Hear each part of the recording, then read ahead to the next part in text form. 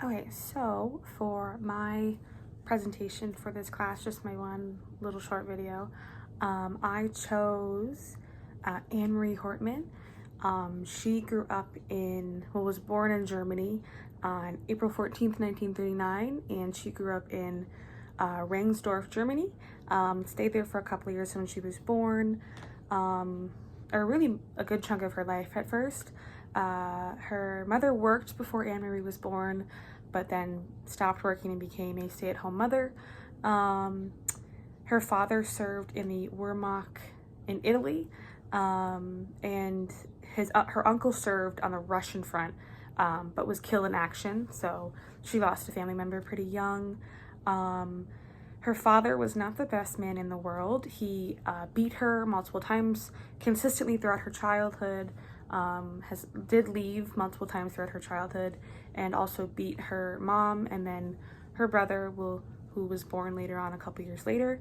One time before her brother was born, he forced her to goose step like a fascist soldier, and when she didn't do it correctly, he beat her and repeatedly hurt her, which is just one of the examples of the abuse she faced when she was younger.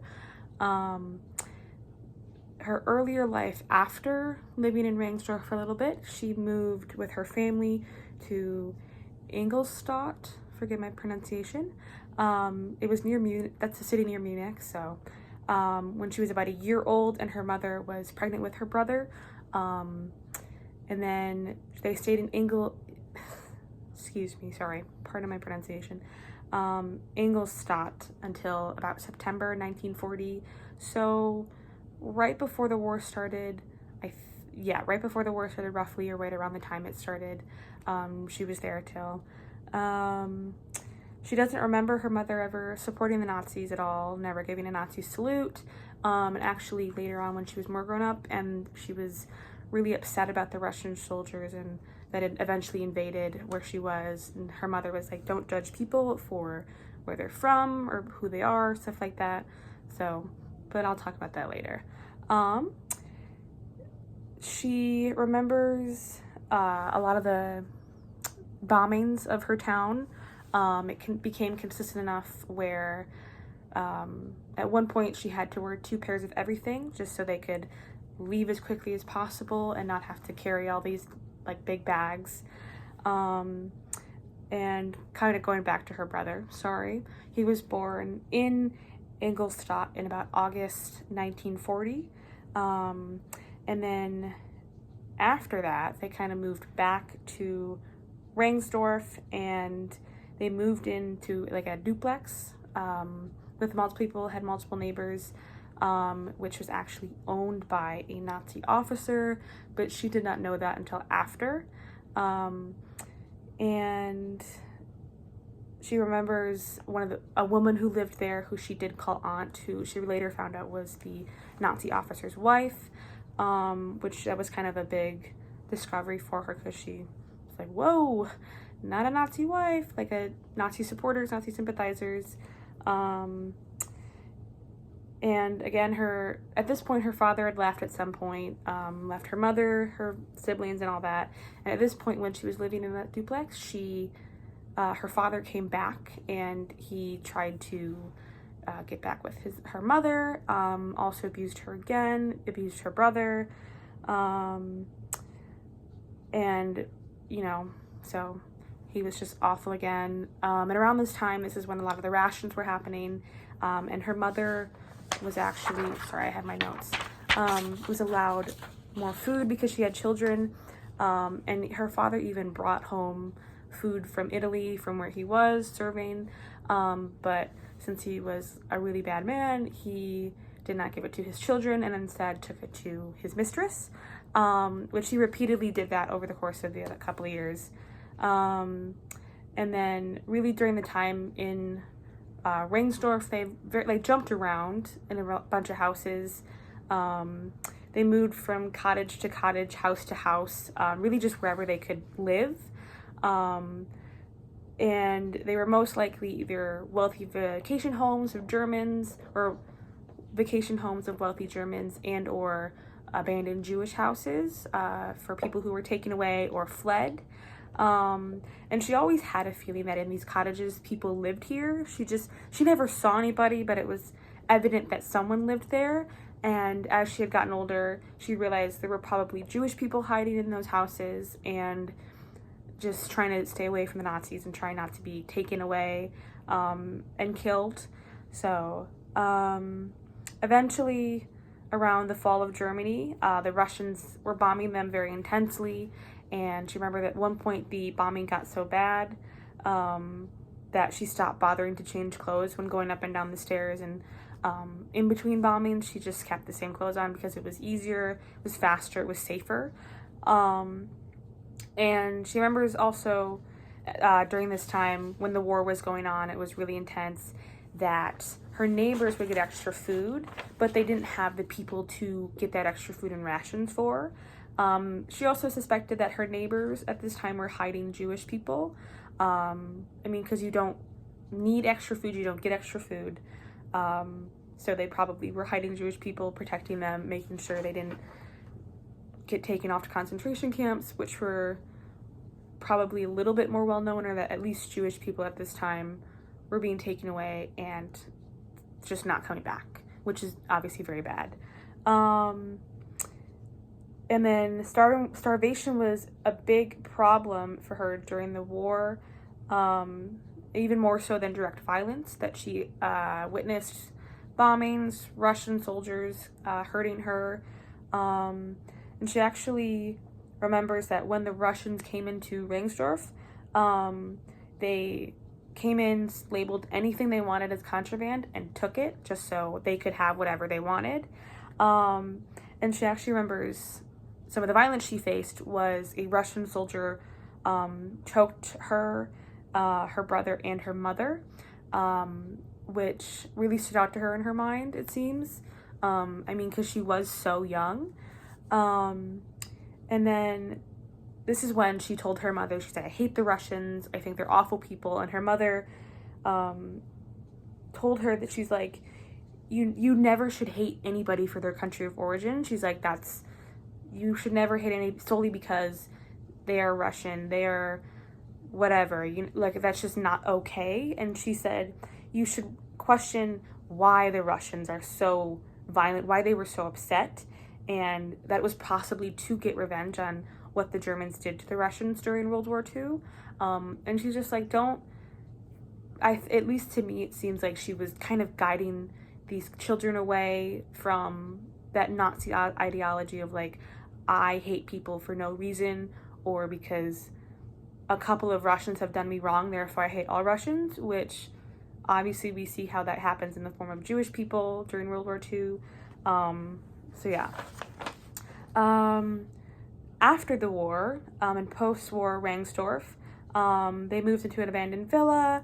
Her father came home again, briefly, after the war, and then would come back periodically to steal food, most likely for his mistress. At some point during his periodical visits, he actually got her mother pregnant. And eventually her mother found out he had a mistress, found her address, yelled at her. Didn't go well. The mistress kind of refused to leave her father alone, so it just added to their struggle throughout her life. Eventually, one time her father came home, Anne-Marie got in a fight with a boy, lost, came home, crying, really upset because she lost a physical fight. Her father beat her for crying and losing, and said, "You need to go back and win," which she did. She did admit she did. But just more of her father being awful and abusive. And then eventually, her mother decided to leave Rangsdorf in 1947, and they moved back to Ingolstadt and stayed with their grandmother there, and the children to either get money or just coal for warmth. They would go collect coal from the trains and by the tracks. And then one time, her and her brother took a train to Berlin for an adventure, but a soldier found them and sent them back because kids by themselves on a train isn't the best, especially in post-war Germany. And one time they did try to cross into what am I not say? I'm sorry. They were trying to get to the east-west German border. Russian soldiers said, you can't go that way, you're forbidden. And they remember an old German man telling them, like, if you go in the forest and you walk and walk and walk, you'll eventually get to the border and cross. So they stayed quiet, and then she remembers eating and then crossing into West Germany to try and get a better life for at least her mom, and her children wanted to get a better life. And then she remembers like interacting with a lot of Russian soldiers during this time, saying that she learned Russian swear words from watching the Russians interact with each other. And she does actually have a memory of a female Russian soldier telling them how to ask for food. And this was a moment where she kind of took what her mom said and said, oh, like, not all Russians are mean, and this one woman is really nice, and she's helping me and trying to help me figure out and how to ask for help, get help in any way I can. And so this is when she's like, not all Russians are bad, and my mom is right. After they were in Ingolstadt, or during when they were in Ingolstadt, they had gone to live with their grandfather, who had lost everything because all his stuff was confiscated by the Nazis, first because he spoke against Hitler. But in 1947, he had built a new house, and so at this point, he was released from custody during the war, or after the war, and they came and lived with him for a while, and while they were in they moved back to Rangsdorf at one point, and she went to school there for about 6 months and then stopped, and at this point, she had lost her hearing and had gone deaf because, presumably from all the bombings and her father's beatings, she got abscesses in her ears, which really affected her hearing. Then she recovered eventually, but never got to 100% hearing back. And at this point, when they lived in post-war Ingolstadt, her mother eventually got an apartment. And there are actually a lot of American soldiers in the town at this time. And she remembers a majority of them were good, but she does say that there was a lot of some were bad and would commit rapes against women, presumably. But she liked them because the American soldiers gave them food, and most of them were nice. And then when she went back to school after the war, she was forced to speak High German and not Bavarian German. So that was a bit of a language barrier for her because she wasn't used to speaking like that.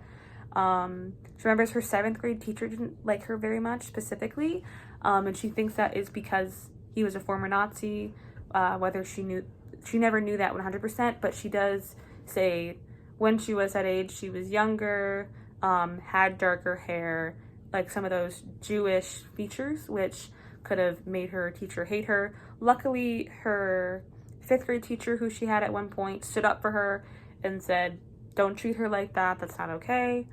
And then right after the war ended,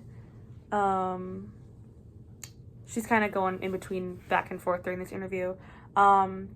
She remembers when she went looking for her paternal grandfather in Rangsdorf, she remembers going to see a field of dead soldiers, and she didn't quite know what was going on.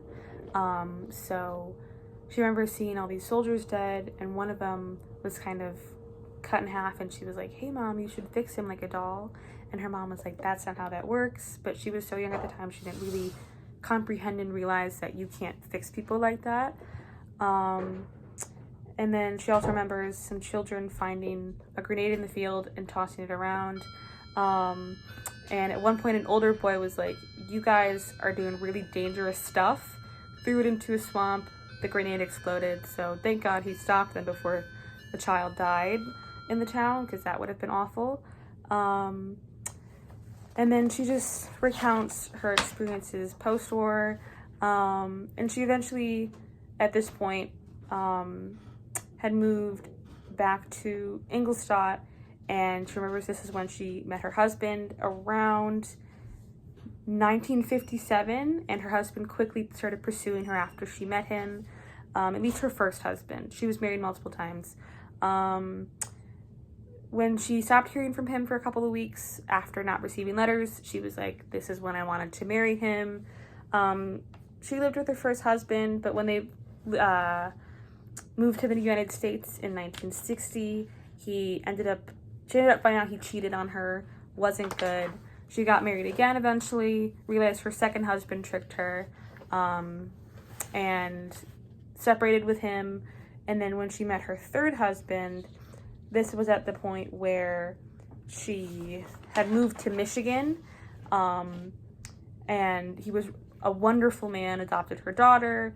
And at this point, when they wanted to get married, her and who she says Bill was her third husband, was when she finally divorced her second husband, because they never got divorced, they just got separated. So he came up, said, I don't want to get divorced, but luckily they worked it out, so she was able to get married. And she never contacted her biological father again because he was so abusive. She says that she has a photo of him from the 1950s, but that's it. She only has that for family record. She never wanted to see him again because he was such an awful man. And she does remember that she did get to see her family pretty often, every couple of years. So she liked that. It was really nice. So she wasn't just away from her family forever.